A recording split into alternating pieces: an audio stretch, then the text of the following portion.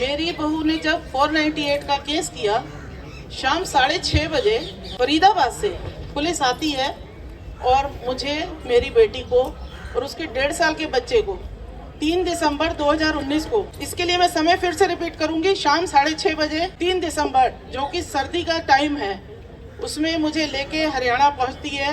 रात को 2:30 बजे पहुंचते हैं पुलिस वाले, उनके साथ 2 पुरुष भी होते हैं। वो सिंपल भाषा में पूछते हैं उस आयो से, महिला से, कि मैडम यहाँ कोई जुगाड़। अब हम लोग लड़का पक्ष की जो माँ बहनें हैं वो पुलिस का जुगाड़ भी हो चुकी है। इससे ज्यादा किसी को कुछ सुनना है? शेम है ना? तो आप लोग बताइए, शेम कितना शेम है ये? बोलिए तो। नहीं होना चाहिए था ना? सुप्रीम कोर्ट की गाइडलाइन में नहीं है ये कि अरेस्टिंग होनी चाहिए। अरेस्ट करने के बाद ये मुझे दूसरे दिन बेल मिल जाती है। जज साहिबा का अब आपको एक कृत्य बताती हूँ जिसमें जज साहिबा की नॉलेज में आता है कि अरेस्ट किया गया है। क्या जज साहिबा को ये मालूम नहीं था कि 498 में अरेस्ट नहीं होता, जांच होती है, अरेस्टिंग नहीं है? जज साहिबा बेल देती हैं और वहाँ पे जब मेरे को लेके जाती है पुलिस, तो लखनऊ में मेरे हस्बैंड के मुंह से ब्लड आ जाता है अटैक पड़ने की वजह से। और हम बेल के समय वहाँ पे हमारा वकील पूछता है, कहता है कि इनके लिए इलाज के लिए समय दिया जाए, बेटे की बेल आके बाद में करा लेंगे, समय दे दीजिए मैडम। क्यों? मैडम के ऊपर कोई असर नहीं, कोई भी उनके जैसे लगता है कि उनका विवेक है ही नहीं। उन्होंने क्या किया, उन्होंने 3 दिसंबर 4 को मेरे को बेल देते हैं और 10 दिसंबर की बेटे की डेट दे देते कि मैडम आके बेल करा लीजिए। क्या समय नहीं दे सकते थे? हस्बैंड की इतनी कंडीशन खराब थी और ऑलरेडी हम सुप्रीम कोर्ट की गाइडलाइन को पुलिस ने फॉलो भी नहीं किया था, अरेस्ट कर लिया था। जज साहिबा को सब मालूम था, उसके बाद भी इतना कुछ।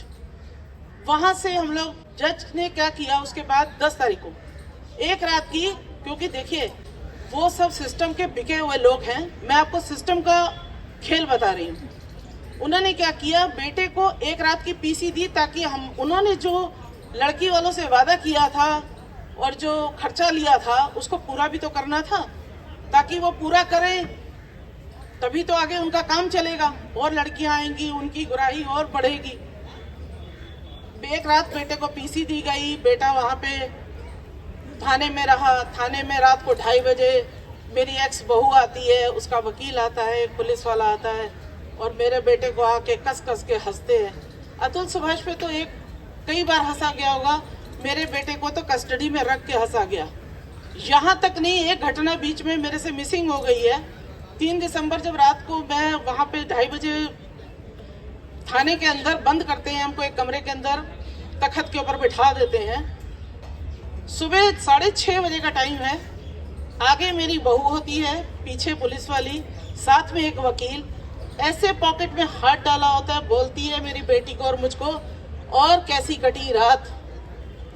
मुझसे रहा नहीं गया, मैंने आगे से बोल दिया, क्योंकि देखिए हम हैं उत्तर प्रदेश के और उत्तर प्रदेश में एक खून में होता है कि जो कहा है वो करके दिखाएंगे।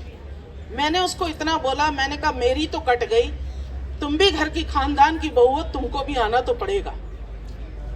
वहां से सारा काम खत्म हुआ, बेटे को बेल भी मिल गई 11 को।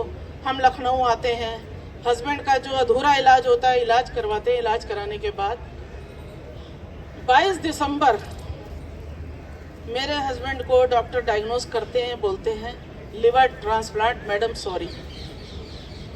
वहाँ से लेके 13 मई तक मेरे हस्बैंड बेड पे, मेरा बेटा ट्रॉमा में। मेरी बेटी ने 5 बार सुसाइड करने की कोशिश करी।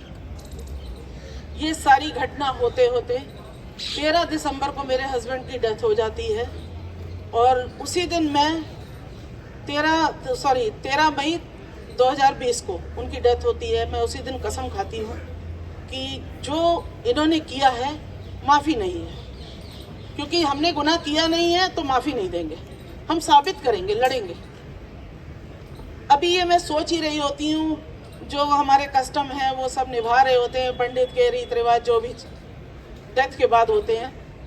13 तारीख के बाद 17 तारीख को मेरी बहू द्वारा एक टिकटॉक पे वीडियो डाल दिया जाता है।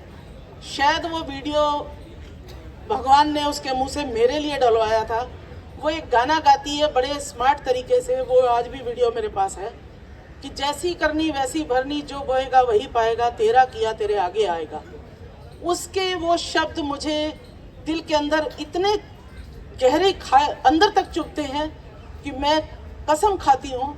और जो मैं रो रही थी उस दिन तक, मैं अचानक बच्चों को कहती हूँ कि जाओ बेटा सबसे डार्क कलर का सूट लेके आओ मेरे लिए और खाना लगाओ, मैंने 4 दिन से खाना नहीं खाया है।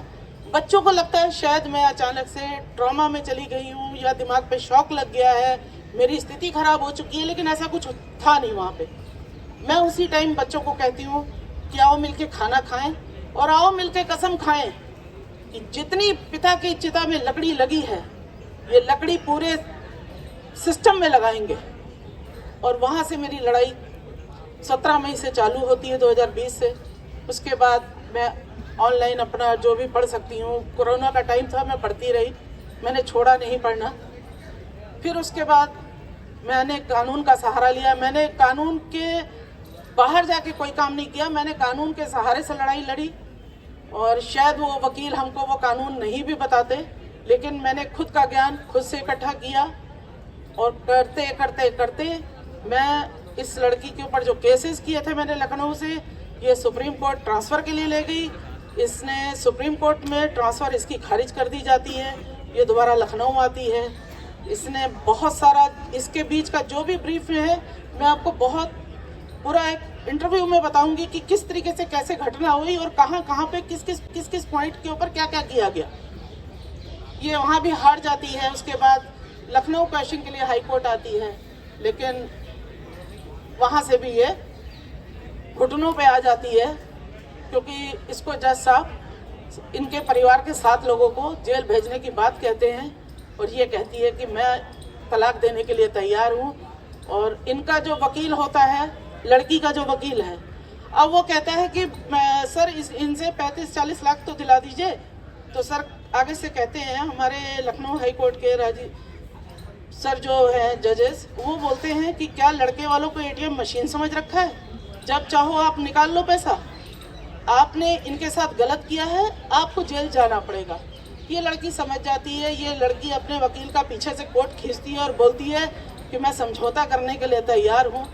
मेरे लखनऊ में ही मुझे पुलिस उठा के लेके गई थी, मेरे लखनऊ में ही इसने समझौता किया, मेरे ही लखनऊ के अंदर हरियाणा से ये आती है और वहीं पे आके तलाक देती है। और 6 अगस्त 2024 को मेरे बेटे का फाइनल डाइवोर्स होता है, जिसमें 1 रुपया नहीं दिया मैंने। ये कहानी बहुत लंबी है और बहुत ही दर्दनाक है। ये सुनने में 5 मिनट में तो शायद ऐसी बड़ी आसान सी लग रही है, इसके पीछे का जो भी हमारा समय रहा बहुत कठिन रहा। शायद सब कुछ नहीं बिल्कुल ख़त्म था, लेकिन जब सब खत्म हुआ तो मैंने ये प्रण कर लिया था कि मैं तो बची हूँ ना, सब खत्म हुआ है तो क्या हुआ, मेरे प्राण तो हैं, प्राणों के आखिर तक मैं लड़ाई तो लड़ूंगी। मुझे मेरे परिवार ने मुझे बहुत समझाया कि लड़की है, जीत नहीं पाओगी और ये होगा, वो कुछ भी कर सकती है। मैंने कहा अगर वो लड़की है तो मैं भी महिला हूँ। अब आमने सामने का मुकाबला होगा, जान जाएगी, एक बार जाएगी, बार बार नहीं जानी है, तो साबित करके तो मरेंगे अब हम। तो ये मेरी कहानी थी और बाकी घर घर की कहानी है। और बाकी सरकारों की बात छोड़े तो अगर महिला उत्थान की बात करते हैं, महिलाओं को इतना आगे कर रहे हैं, तो फिर इतने ऊंचे ऊंचे पदों पे पुरुष क्यों बैठे? सब पदों पे महिलाओं को बिठा दें, हम वोट सब जहां महिला सीट होगी हम वोट वहीं देंगे। फिर पुरुषों को वोट क्यों देना है अगर पुरुष है ही नहीं कुछ? तो ये व्यवस्था में जो भी सिस्टम में खराबी है, सिस्टम को ठीक करने की बहुत ज़रूरत है। इसके लिए दीपिका का बहुत बहुत धन्यवाद है।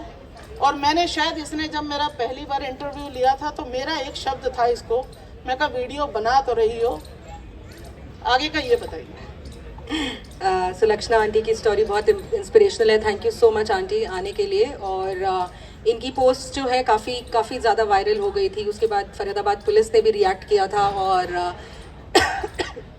NCW से भी हम लोगों ने संपर्क किया था। तो thank you so much aunty, Sulakshana aunty की और उनकी। बता दो कि मैंने कहा क्या सॉरी मैंने कहा क्या था आपको, पोस्ट बना तो रही हो।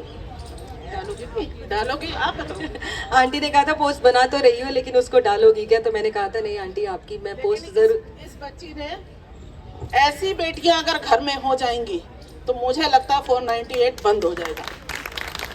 Thank you aunty, thank you so much.